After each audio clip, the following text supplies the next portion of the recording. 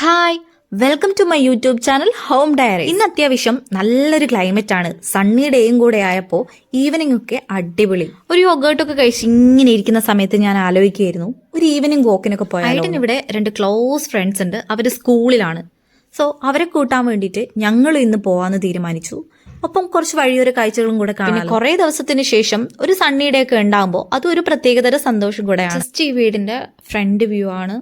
അതായത് 3 ഭാഗത്തോട്ടേക്കും റോഡാണ്.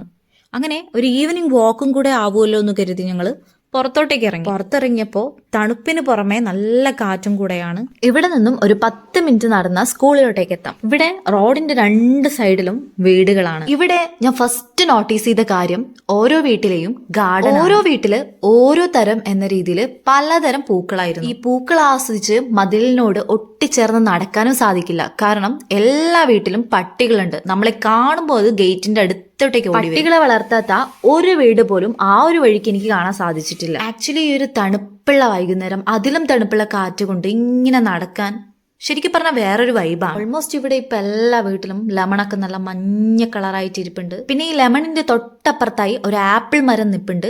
അത്യാവശ്യം കുഞ്ഞു കുഞ്ഞു ആപ്പിൾ ഉണ്ടായിട്ടുണ്ട് അതിൽ. ബട്ട് അത് കഴിക്കാൻ പാകമായിട്ടില്ല. ശരിക്കും ഈ ഒരു മരത്തിന്റെ അടുത്തെത്തിയപ്പോഴാണ് മനസ്സിലായത് അത് പൂക്കളല്ല, ഇലകളാണെന്ന്. ഈ ഒരു പൂവ് നമ്മുടെ നാട്ടിലെ മുല്ലയുടെ അതേ സ്മെല്ലാണ്. എനിക്കിത് പരിചയപ്പെടുത്തി തന്നത് ഞങ്ങളുടെ കൂടെ വന്ന ചേച്ചി. ബർമുഡ ബട്ടർകപ്പ് പോലെ ഈ ഒരു ഡെയ്സി പൂക്കളും ഇപ്പൊ എല്ലായിടത്തും കാണാൻ കഴിയുന്നു. ഈ ഒരു വിന്റർ സീസണിലാണെന്ന് തോന്നുന്നു ഇത് കൂടുതലായിട്ടും ഉണ്ടാവുന്നത്.